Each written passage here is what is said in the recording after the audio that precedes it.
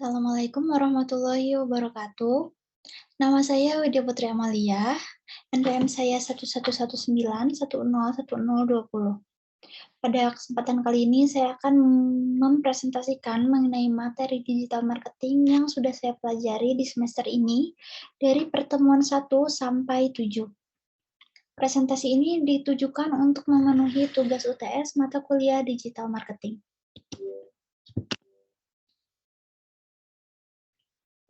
Kita masuk ke definisi digital marketing. Secara singkat, definisi digital marketing sendiri merupakan salah satu cara untuk mempromosikan suatu produk menggunakan teknologi dan media digital. Media digital yang bisa digunakan yaitu seperti komputer, smartphone, tablet, dan teknologi digital lainnya. Ada 3 jenis channel digital marketing, yaitu paid media, owned media, dan earned media. Yang pertama, paid media merupakan media yang berbayar dan juga merupakan bentuk investasi bagi para marketer untuk meningkatkan jumlah customer-nya. Selain itu, bisa juga meningkatkan penjualan atau mencapai target melalui paid search, display ads, dan affiliate marketing. Untuk contoh penggunaan secara tradisional dari paid media ini adalah kita membayar iklan di koran, majalah, TV, dan lain-lain. Lalu ada owned media. Owned media artinya media marketing yang dimiliki oleh brand pemiliknya sendiri. Contohnya, perusahaan memiliki digital property sendiri seperti website, blog, aplikasi, sampai akun sosial media di brandnya sendiri. Dan yang ketiga ada earned media. Earned media merupakan salah satu cara untuk pemilik brand meningkatkan jangkauan usahanya sendiri secara gratis. Caranya bisa dilakukan dengan dari mulut ke mulut, lalu bisa lewat sosial media, blog, dan komunitas yang membahas tentang ulasan produk, komentar, feedback, dan lain-lain.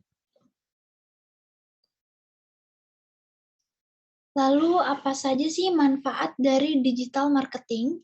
Menurut Chavez and Smith pada tahun 2012, berikut adalah manfaat dari digital marketing. Yang pertama ada identifying, yaitu melalui internet kita bisa mencari tahu atau melakukan riset mengenai pasar dan apa saja yang customer butuhkan di masa kini. Lalu ada anticipating, di mana internet menyediakan banyak sekali channel yang bisa membuat customer mengakses berbagai informasi mengenai brand kita atau produk, dan kita juga bisa melakukan transaksi di internet langsung. Dan yang ketiga ada satisfying. Kunci kesuksesan dari dalam marketing adalah mengutamakan kepuasan pelanggan melalui channel yang dimanfaatkan teknologi digitalnya. Beberapa di antaranya dengan cara memastikan apakah halaman web atau aplikasi dari suatu brand mudah digunakan dan berfungsi dengan baik. Lalu bagaimana kualitas customer service-nya, apakah sudah sesuai standar, dan bagaimana produk dikirimkan kepada pelanggan, apakah sudah baik atau belum. Lalu kita masuk ke bab 2, yaitu analisis lingkungan mikro. Definisi lingkungan mikro itu sendiri merupakan sebuah perusahaan di dalam lingkup digital dipengaruhi oleh 2 faktor, yaitu lingkungan internal dan eksternal. Di sini saya akan membahas lingkungan internal saja, yaitu lingkungan mikro, dan di dalam lingkungan mikro itu sendiri terdapat orang-orang yang terlibat di dalamnya, yaitu pelanggan, pemasok dan perantara, serta kompetitor. Baik, masuk ke analisis lingkungan mikro. Berikut ini adalah hal-hal yang perlu kita perhatikan untuk menganalisis ketiga peran yang terlibat dalam lingkungan mikro. Yang pertama, hal yang harus kita perhatikan dalam menganalisis pelanggan yaitu saat melakukan campaign digital marketing, kita harus memahami kebutuhan pelanggan seperti apa, serta kompleksitas kampanyenya itu sendiri untuk mendapatkan hasil yang maksimal dengan cara menyesuaikan kebutuhan kampanye, dan kebutuhan dari customer. Lalu nomor 2 ada hal yang perlu kita perhatikan dalam menganalisis pemasok dan perantara. Jadi saat kita menyusun strategi digital, kita harus memperhatikan hubungan dagang. Selain hubungan dagang, kita juga harus memperhatikan penyediaan layanan pelanggan, integrasi dan keterhubungan, serta level adopsi teknologi yang akan kita gunakan untuk campaign digital marketing kita. Dan yang ketiga, hal yang kita harus perhatikan dalam menganalisis kompetitor adalah kita perlu memperhatikan banyak hal seperti perencanaan strategis dari kompetitor, lalu seperti apa kemampuan sumber dayanya, layanannya, serta hubungan dengan pemasoknya. Bila kita sudah bisa menganalisis dengan baik hal-hal tersebut, kita bisa dengan mudah membuat perencanaan strategis untuk digital marketing. Baik, kita akan masuk ke the rate of environment change. The rate of environment change atau tingkat perubahan lingkungan merupakan sebuah konsep yang didasarkan pada pengembangan proses dan fungsinya untuk meninjau peluang serta memilih strategi seperti apa yang sesuai kelincahan strategis perusahaan kita.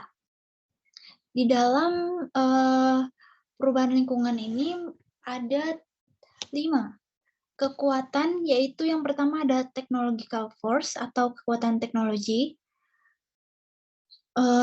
Technological force ini sangat terkait dengan hal mengenai teknologi dan terminologi digital, yang tentunya akan mempertimbangkan keamanan digital, lalu konvergensi, lalu ada teknologi baru sebagai faktor kunci implikasi signifikan untuk perencanaan pemasaran digital seperti pengembangan produk dan juga membuat channel baru lewat platform, serta aplikasi dari suatu bisnis kita. 2 ada economic force atau kekuatan ekonomi.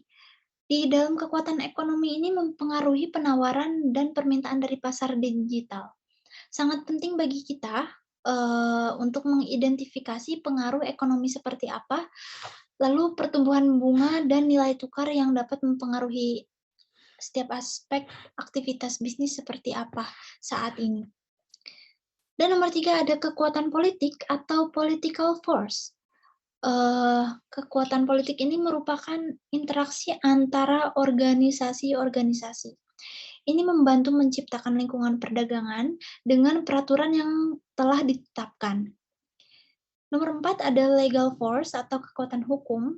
Kekuatan hukum memiliki tujuan untuk mencegah pemasaran yang tidak etis, sehingga pemasar harus memahami dan bekerja lebih dalam untuk memahami kerangka peraturan ini.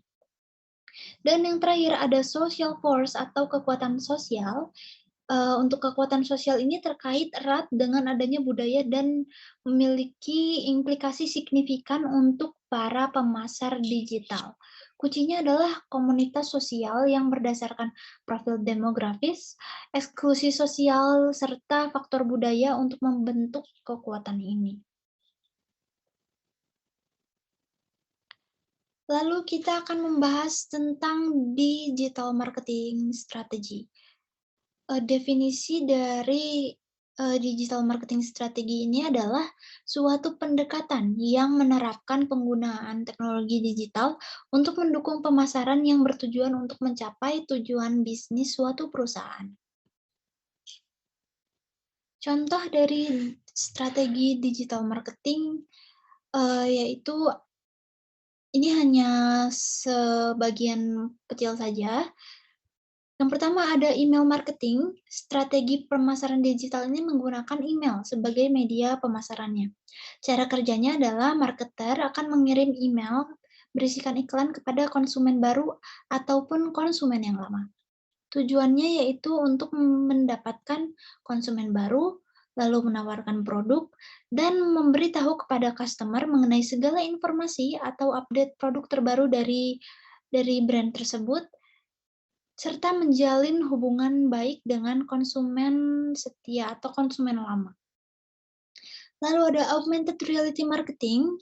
Augmented reality ini merupakan suatu teknologi yang membuat orang dapat melihat tampilan virtual secara langsung dengan bantuan kamera.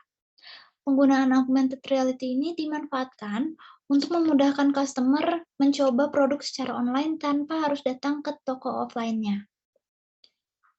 Dan ada juga yang namanya search engine marketing atau SEM. SEM ini bertujuan untuk meningkatkan visibilitas website di halaman hasil mesin pencarian seperti Google.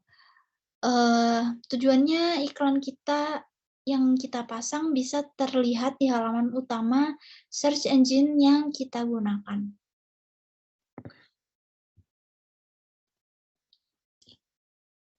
Lalu selanjutnya ada pembahasan mengenai marketing mix. Menurut Kotler dan Armstrong, mereka menyimpulkan bahwa marketing mix adalah kumpulan variabel dalam marketing yang digunakan oleh perusahaan untuk mengejar target penjualan dari perusahaan tersebut. Di dalam marketing mix, terdapat yang namanya konsep 7P. Apa saja sih di dalam konsep 7P itu? Yang pertama ada produk. Produk merupakan suatu hal yang memiliki nilai fungsional dan dapat digunakan oleh pelanggan untuk memenuhi kebutuhan mereka. Yang kedua ada price atau harga.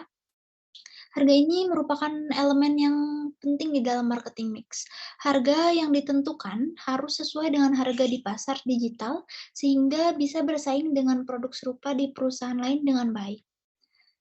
Lalu nomor 3 ada place atau tempat. Tempat ini di dalam marketing mix pada dasarnya adalah suatu bentuk saluran distribusi yang mengacu pada lokasi di mana produk tersedia dan dapat dijual atau dapat dibeli, serta channel-channel yang dapat digunakan untuk mempromosikan suatu produk kita. Yang keempat ada promotion atau promosi. Promosi ini di dalam marketing mix merupakan strategi yang diterapkan oleh marketer untuk membuat customer mengenali produk atau brand dari suatu perusahaan. Yang kelima ada people. Untuk orang yang dimaksud di sini tidak hanya customer, melainkan seluruh sumber daya manusia atau SDM yang terlibat di dalam suatu bisnis, termasuk pekerja sampai tim pengembangan bisnis. Yang keenam ada proses. Aspek proses merupakan gabungan dari keseluruhan aktivitas, dimulai dari terbentuknya produk yang siap dipasarkan hingga sampai di tangan customer. Dan yang terakhir ada physical evidence atau bukti fisik. Bukti fisik ini adalah semua elemen dan perangkat yang digunakan untuk mendukung berjalannya sebuah bisnis di dunia digital. Baik, selanjutnya ada pembahasan mengenai relationship marketing. ECRM atau Electronic Customer Relationship Management adalah sebuah konsep bisnis dan teknologi yang menggunakan komunikasi teknologi untuk memaksimalkan penjualan yang sudah ada.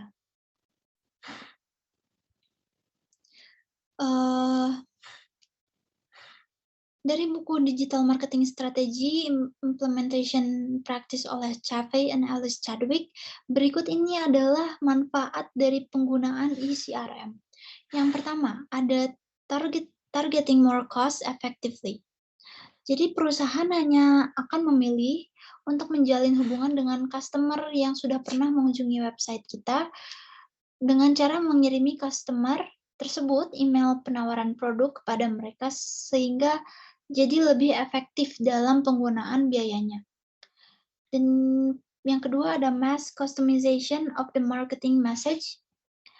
Dengan bantuan teknologi, sekarang kita bisa menambahkan dekorasi terhadap email atau website kita supaya lebih terlihat menarik dan mengeluarkan biaya yang lebih sedikit dengan ruang lingkup yang lebih kecil, atau disebut dengan microsegment. Yang ketiga ada increase depth of information and improve the nature of relationship, di mana media digital dapat memuat lebih banyak informasi yang spesifik melalui konten marketing dan tentunya akan memudahkan para customer untuk mencari informasi lebih spesifik mengenai apapun yang bersangkutan dengan perusahaan. Lalu ada poin 4 yaitu deeper customer understanding and more relevant communication can be delivered through a sense and response approach. di mana suatu perusahaan akan menyediakan layanan untuk memberikan feedback seperti review produk, opini, sampai pertanyaan-pertanyaan yang sering ditanyakan mengenai produk di perusahaan tersebut. Nah, dengan adanya hal tersebut, customer juga bisa lebih mudah mendapatkan informasi mengenai produk yang akan dibeli, serta penjual dapat membangun komunikasi yang baik dengan customer. Yang kelima ada lower cost, di mana metode yang sudah saya sebutkan di poin 1, yaitu mengirimkan email kepada customer untuk menawarkan produk, bisa mengurangi biaya yang dibutuhkan. Lalu nomor 6 ada delivering loyalty programs, di mana kita membuat program atau skema loyalitas yang membuat customer bertahan dengan cara memberikan layanan khusus yang menarik. Dan yang ketujuh, ada popular products are offered for a relatively low number of points to encourage repeat purchase. Artinya kita membuat produk populer dalam jumlah yang terbatas, sehingga kita bisa menaikkan minat customer untuk membeli lagi di kemudian hari. Dan yang paling terakhir yaitu opportunities for gamification, di mana kita mengaplikasikan sebuah permainan di dalam sebuah brand. Tentunya tujuannya untuk mendapatkan ketertarikan serta minat customer dalam meningkatkan customer engagement. Terima kasih. Sekian presentasi saya hari ini. Wassalamualaikum warahmatullahi wabarakatuh.